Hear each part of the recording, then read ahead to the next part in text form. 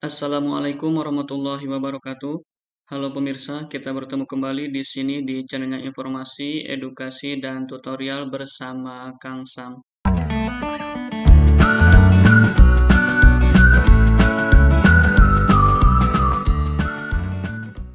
Pada kali ini, kembali di sini saya akan berbagi video mengenai pembahasan soal persiapan UTBK SNBT tahun 2023. Dan soal yang akan dibahas pada kali ini yakni merupakan soal penalaran umum yang diambil langsung dari website SNBMP Kemendikbud. Oke, kita langsung saja ke bentuk soalnya. Setelah pada video sebelumnya saya berbagi mengenai pembahasan soal persiapan UTBK mengenai penalaran matematika, di sini saya akan berbagi mengenai pembahasan soal penalaran umum ya, sebagai persiapan UTBK tahun 2023. Ini soal nomor 1. Negara T adalah negara kepulauan dengan biaya logistik yang tinggi. Pakar logistik menyebutkan hal ini disebabkan tidak meratanya infrastruktur di negara T sehingga tidak semua wilayah dapat dijangkau dengan mudah. Manakah pernyataan-pernyataan berikut yang memperlemah dan tidak memperlemah pendapat pakar logistik tersebut? Ini merupakan bentuk soal pilihan ganda kompleks ya, yang jawabannya biasanya kan benar salah. Tetapi di sini bukan benar salah, memperlemah atau tidak memperlemah. Kita langsung cek saja untuk pernyataan yang pertama. Pemerintah membangun banyak infrastruktur baru untuk memastikan pemerataan pembangunan. Kalau kita lihat di sini, di dalam informasi, negara T itu adalah negara kepulauan dengan biaya logistik yang tinggi. Ini harus kita garis bawahi ya. Biaya logistiknya tinggi. Penyebabnya adalah karena tidak meratanya infrastruktur di negara T, sehingga tidak semua wilayah dapat dijangkau dengan mudah. Berarti di sini pemerintah membangun banyak infrastruktur. Ini jelas ya, memperlemah pernyataan di atas. Karena kalau ini dibangun banyak infrastruktur, artinya di sini kan tidak terjadi lagi biaya logistik yang tinggi. Kita lanjut ke pernyataan yang kedua. Pemerintah memberikan kebijakan insentif pajak bagi industri logistik untuk mengurangi beban biaya. Ini tidak ada hubungannya dengan pemerataan infrastruktur ya. Jadi artinya meskipun pemerintah memberikan kebijakan insentif pajak bagi industri logistik, ini tidak akan mempengaruhi mengenai biaya logistik yang tinggi di kepulauan ini, di negara T ini. Jadi ini tidak memperlemah. Masyarakat memilih menggunakan jasa logistik saat berada pada pulau yang sama. Ini juga tidak memperlemah ya, mengenai pernyataan pendapat pakar logistik di atas. Pernyataan keempat, perusahaan logistik saat ini memastikan bahwa semua wilayah dapat dijangkau dengan mudah. Nah, di sini ini bertentangan dengan ini ya. Tidak semua wilayah dapat dijangkau dengan mudah. Artinya ketika perusahaan logistik memberikan pernyataan, bahkan di sini memastikan ya, bahwa semua wilayah dapat dijangkau dengan mudah, artinya ini memperlemah pernyataan di atas. Kemudian yang terakhir, pernyataan yang kelima, konsumen memilih perusahaan logistik yang memberikan layanan jangkauan pengiriman yang luas. Ini tidak ada hubungannya ya, mau luas tidak, tetap di sini akan memerlukan biaya logistik yang tinggi. Jadi pernyataan yang kelima ini juga tidak memperlemah. Kita lanjut ke soal berikutnya. Buah mangga mengandung vitamin C dan antioksidan sehingga dapat meningkatkan kekebalan tubuh serta membantu melawan infeksi virus. Penelitian terbaru menunjukkan bahwa mengonsumsi buah mangga dapat mencegah kanker dan menurunkan kadar kolesterol. Manakah dua simpulan yang paling didukung oleh bacaan tersebut? Ini juga masih merupakan soal pilihan ganda kompleks, yakni soal yang pilihannya bisa lebih dari satu ya. Artinya di sini juga ada kotak-kotak atau tabel yang seperti yang tadi ya. Jadi kita yang diminta ada di sini dua. Di sini yang pertama, harga buah mangga menjadi mahal karena memiliki manfaat untuk kesehatan. Di atas tidak ada ya keterangan bahwa meskipun buah mangga itu mempunyai manfaat untuk kesehatan, tidak ada dikatakan di sini mengenai harga. Jadi ini sepertinya bukan. Kemudian yang kedua, jumlah buah mangga yang dikonsumsi memengaruhi khasiat buah mangga untuk mencegah kanker. Nah, ini bisa jadi ya di sini, karena ada hubungannya dengan dapat mencegah kanker. Kemudian banyak penderita kanker yang mencari buah mangga untuk pengobatan. Di sini meskipun ada keterangannya dapat mencegah kanker, tetapi di sini keterangannya penderita kanker mencari buah mangga itu untuk pengobatan. Sedangkan di sini jelas ya, hanya dapat mencegah dan menurunkan kadar kolesterol. Tapi kalau di sini untuk pengobatan ini tidak cocok.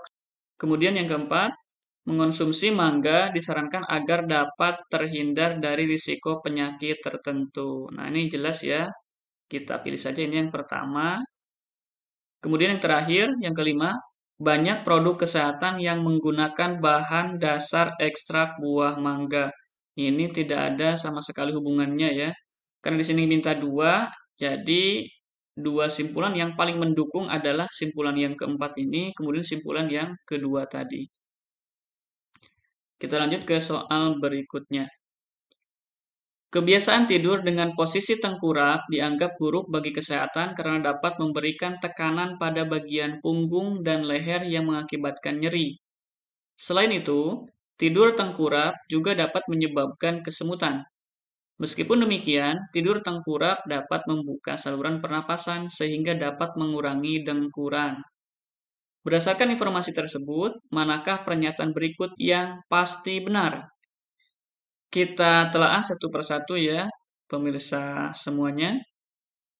Orang yang mengalami kesemutan tidur dengan posisi tengkurap. Ini bukan pilihan yang pasti benar ya, karena tidak semua yang kesemutan itu disebabkan karena tidur dengan posisi tengkurap. Kemudian pilihan yang B, kesemutan akibat tidur tengkurap dapat menyebabkan tidur menjadi tidak nyenyak. Di sini tidak ada ya informasi yang menyebabkan tidur tidak nyenyak. Kemudian yang pilihan yang C, orang yang memiliki gangguan pernapasan dapat disembuhkan dengan tidur tengkurap. Tidak ada ya di atas informasi bahwa orang yang memiliki gangguan pernapasan dapat disembuhkan dengan tidur tengkurap. Di sini hanya tidur tengkurap itu kan dapat membuka saluran pernapasan sehingga dapat mengurangi dengkuran, bukan menyembuhkan orang yang memiliki gangguan pernapasan. Ini bukan. Yang D, nyeri punggung dan leher dialami oleh orang yang mendengkur. Tidak ada juga ya di sini.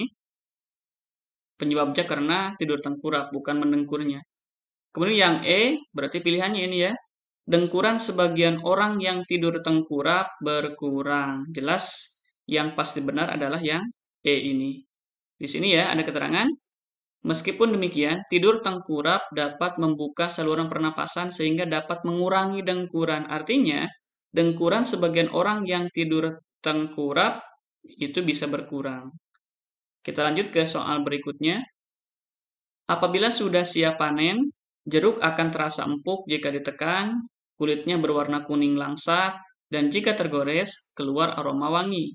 Hal-hal tersebut membuat nilai jual jeruk semakin tinggi. Jika buah jeruk terasa keras jika ditekan, berwarna hijau, dan tidak mengeluarkan aroma, manakah simpulan yang benar? Kita cek satu persatu ya, adik-adik pemirsa semuanya. Ini di sini pilihan yang A, buah jeruk belum siap dipanen. Sepertinya ini pilihannya ya. Kenapa? Karena di sini keterangannya berlawanan dengan ini. Buah jeruk terasa keras jika ditekan, berwarna hijau, dan tidak mengeluarkan aroma. Kita simpan dulu yang ini ya. Kita cek yang lain. Yang B, buah jeruk harganya murah. Ini tidak ada keterangannya di sini ya. Meskipun di sini ada informasi yang mengatakan seperti ini, bukan berarti harga jeruknya murah. Kemudian yang C, buah jeruk harganya mahal. Ini tidak ada juga ya di sini mengenai harga jeruk mahal murah dipengaruhi dengan ini. Di sini hanya mengatakan bahwa nilai jual jeruk semakin tinggi. Buah jeruk tidak bisa dijual. Tidak ada juga di sini keterangannya ya. Kemudian yang E, buah jeruk rasanya masam. Ini juga bukan dan benar saja ya bahwa pilihan yang benar atau simpulan yang benar adalah yang A. Kalau keterangan seperti ini berarti buah jeruk tersebut kan belum siap untuk dipanen. Kita lanjut ke soal berikutnya. Hadiah wisata ke luar negeri diberikan oleh perusahaan Z jika pekerjanya memiliki penilaian kinerja sangat baik 2 tahun berturut-turut dan dinominasikan oleh rekan kerja dan atasannya. Pekerja C disukai oleh rekan kerjanya serta mendapatkan penilaian kinerja sangat baik tahun kemarin. Simpulan berdasarkan informasi tersebut adalah pekerja C layak mendapat hadiah wisata ke luar negeri di perusahaan Z. Manakah pernyataan berikut yang menggambarkan kualitas simpulan tersebut? Jadi di sini ada keterangannya, ada syarat bahwa apabila ada pekerja yang memiliki penilaian kinerja sangat baik 2 tahun berturut-turut di sini ya. Kemudian dinominasikan atau yang dinilainya adalah oleh rekan kerja dan atasannya. Kemudian pekerja C di sini disukai oleh rekan kerjanya serta mendapatkan penilaian kinerja sangat baik tahun kemarin. Berarti kalau tahun kemarin menunjukkan ini baru 1 tahun ya. Tahun ininya belum tentu. Simpulannya di sini mengatakan bahwa pekerja C tersebut layak mendapat hadiah wisata ke luar negeri di perusahaan Z. Padahal si C di sini kan belum memenuhi kriteria yang tadi ini, 2 tahun berturut-turut. Nah, di sini berarti apa kualitas simpulan yang ada di sini? Ini yang A, simpulan tersebut pasti benar, udah jelas bukan ya? Nah, ini tidak benar. Yang B, simpulan tersebut mungkin benar. Ini kan mungkin. Nah, jadi ada keterangan belum pasti. Yang C, simpulan tersebut pasti salah. Dan inilah pilihannya yang C ya. Kenapa? Kualitas simpulan di atas kan salah. Karena tidak sesuai dengan keterangan yang ada di sini. Jadi kita pilih yang C pilihannya. Kemudian yang D, simpulan tidak relevan dengan informasi yang diberikan. Ini jelas ya sesuai informasinya. Yang E, simpulan tidak dapat dinilai karena informasi tidak cukup. Ini sudah cukup juga informasinya ya. Jadi ini yang C pilihannya. Kita lanjut ke soal berikutnya. Dewasa ini, pemanfaatan kendaraan yang ramah lingkungan banyak digunakan oleh masyarakat. Dengan pemanfaatan ini, konsumsi bahan bakar minyak di masyarakat mampu mendatangkan efisiensi sebesar 20% sampai 30% setiap tahunnya. Berdasarkan paragraf tersebut, manakah yang paling mungkin menjadi asumsi, anggapan ya, yang mendasari argumen di atas? Di sini, manakah yang paling mungkin menjadi asumsi anggapannya? Dasar dari adanya keterangan ini, mana ya di pilihan? Jadi kalau kita lihat-lihat di sini, masyarakat menjadi lebih hemat ketika menggunakan ini, bukan ya? Ini akibatnya, bukan asumsinya, penyebabnya. Kendaraan yang ramah lingkungan menjadi pilihan sebagian besar masyarakat. Bisa jadi cuma ini belum tepat ya, siapa tahu ada yang lain. Kesadaran masyarakat untuk memanfaatkan teknologi yang ramah lingkungan semakin meningkat dan sepertinya adalah ini nih. Jadi dengan sadarnya masyarakat, di sini kan langsung oleh masyarakat sendiri ya. Jadi dengan kesadaran masyarakat untuk memanfaatkan teknologi yang ramah lingkungan semakin meningkat. Jadi karena banyak yang memanfaatkan kendaraan ramah lingkungan sehingga ini bisa menghemat 20-30% per tahun. Apalagi ini ya, yang D, produsen kendaraan ini sudah tidak sesuai, hemat energi menjadi ini pemerintah tidak ada hubungannya ya, jadi pilihannya adalah yang C. Kita lanjut ke soal berikutnya. Di sini sudah jelas ya, kelihatan ini merupakan bentuk deret angka yang paling sesuai untuk melengkapi deret tersebut adalah kalau kita lihat di sini sudah merupakan bilangan ganjil ya, 5, 7, 9, 11, 13 berarti kurang 2. Ini berarti udah jelas ini jawabannya adalah D, 3. Kita lanjut ke soal berikutnya.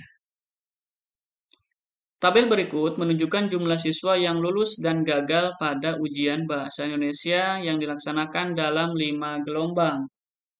Ini merupakan tabelnya gelombang 1 sampai gelombang 5, ini yang lulus jumlah siswanya, ini yang gagal. Pada gelombang berapa persentase kelulusan tertinggi terjadi? Ini pilihannya 1, 2, 3, 4, 5. Artinya kita di sini harus mencari persentase kelulusan tertinggi. Berarti yang ini kita cek ya. Yang namanya persentase harus kita ingat kembali bahwa persentase itu adalah yang sedang dibahas berarti mengenai kelulusan per total jumlah. Nah, berarti di sini kita jumlahkan ya antara yang lulus dengan yang gagal. Berarti ini jumlah gelombang 1 berapa? 2, 3, 4, dan 5. Kemudian kita cari persentasenya dikalikan dengan 100%. Berarti kita harus menjumlahkan ini ya semuanya. Gelombang 1 berarti 26 tambah 14 adalah 40. Kemudian 28 tambah 12 adalah 40 juga. 32 tambah 28 adalah 60. Kemudian 25 tambah 15 berapa? Iya benar, ini juga sama 40. Kemudian yang terakhir gelombang 5, 14 tambah 16 ini 30. Nah, ini total jumlah siswanya tiap gelombang. Berarti untuk gelombang 1, 26 per 40 kali 100%. Silakan bisa dicek ya, pemirsa semuanya, adik-adik, ini sama dengan 65%. Kemudian gelombang 2, 28 per 40 kali 100% adalah 70%. Kemudian gelombang 3, 32 per 60 sama dengan dikali 100% sama dengan 53%. Ini lebih dari separuh dikit ya, jadi 53%. Gelombang 4 berarti 25 per 40 kali 100% sama dengan 63%. Dan terakhir gelombang 5, 14 per 30 kali 100% sama dengan 47%. Di sini kita hati-hati menggunakan nalar kita ya, menganalisis ini. Jangan sampai karena di sini pertanyaannya persentase kelulusan tertinggi sehingga kita pilih yang angkanya paling tinggi. Di sini kan yang paling tinggi adalah 32. Jangan sampai terkecoh ya. Meskipun di sini 32, tetapi kan total siswanya 60. Kemudian kita cek dari perhitungan ini, jelas yang memiliki persentase kelulusan tertinggi ada di gelombang 2 ini ya, 70%. Berarti pilihannya adalah B, gelombang 2. Oke, kita lanjut ke soal berikutnya. 2 dus minuman dibagikan kepada 4 kelompok kerja dengan ketentuan sebagai berikut. 1. Kelompok B mendapatkan 2 kali lebih banyak dibandingkan kelompok C. 2. Kelompok A mendapatkan setengah bagian keseluruhan. 3. Kelompok C dan D mendapatkan pembagian sama rata dari minuman yang tersisa. 4. Setiap dus berisi 24 kotak minuman ringan. Informasi yang dapat digunakan untuk mengetahui jumlah kotak minuman yang diterima oleh kelompok A adalah, kita cek saja langsung di sini, informasi yang dapat digunakan untuk mengetahui jumlah kotak minuman. Kita di sini harus garis bawahi ya, jumlah kotak minuman yang diterima oleh kelompok A. Berarti yang disinggung adalah kelompok A di sini. Mana yang membahas A? Nah ini ya, kelompok A mendapatkan setengah bagian keseluruhan. Belum bisa disimpulkan ini. Berarti keseluruhan ini, CD ini belum juga. Nah ini yang berarti dari 4 ya. Nah pada persoalan tersebut, banyaknya minuman didapatkan dari informasi yang keempat. Berapa? Yakni setiap dus itu kan berisi 24 kotak minuman. Berarti di sini 2 dus itu kan kalikan 24 berarti 48. Kemudian langsung saja kita cek ke yang kedua ini ya, ke kelompok A. Nah, di informasi yang kedua disebutkan bahwa kelompok A mendapatkan minuman sebanyak setengah bagian dari keseluruhan, yaitu tinggal kalikan setengah ya, setengah kali 2 kali 24. Artinya setengah dari 48, yakni 24 itu sendiri. Dan pilihannya, di sini informasi yang dapat digunakan berarti 2 dan 4. Oke, pilihannya adalah D. Kita lanjut ke soal berikutnya. Nah, ini ada diagram garis ya. Berikut ini adalah data pengunjung 2 fasilitas umum, yaitu perpustakaan dan museum, pada bulan Januari 2022 dari hari Senin sampai dengan Jumat. Ini datanya ya, jumlah pengunjung fasilitas umum bulan Januari 2022. dari mulai hari Senin sampai hari Jumat. Ini yang garis biru adalah perpustakaan, yang garis jingga tata kuning ini ya. Kalau kuning kan ini agak gelap berarti jingga ini. Museum, kita cek ya apa yang diminta di sini. Berdasarkan data tersebut, jumlah pengunjung terendah kedua fasilitas tersebut terjadi pada hari apa? Terendah ya jelas cari yang di sini garisnya yang berada paling bawah. Yang paling bawah kan ini kedua-duanya ya. Ini berarti hari Selasa. Jadi pilihannya adalah B. Oke. Inilah kurang lebih pemirsa, adik-adik semuanya. Berapa soal ya? Kalau tidak salah, kurang lebih ada 10 soal ya mengenai penalaran umum tadi yang bisa saya bahas di share pada video kali ini. Apabila ada pertanyaan, saran, masukan, atau bahkan koreksi ya, ada yang tidak sesuai misalkan dengan pemirsa semuanya, silakan bisa langsung saja cantumkan komentarnya di bawah video ini. Apabila dirasa bermanfaat, silakan bisa di-share ke pemirsa yang lainnya juga. Saya doakan nih, mudah-mudahan adik-adik yang tahun depan akan mengikuti SNBMP, Seleksi Nasional Bersama masuk perguruan tinggi, baik itu melalui jalur SNBP ya, prestasi, ataupun jalur SNBT, jalur tes. Mudah-mudahan diberikan kemudahan dan lulus sesuai dengan keinginan yang dicita-citakan selama ini. Oke, terima kasih. Mudah-mudahan bermanfaat. Assalamualaikum warahmatullahi wabarakatuh.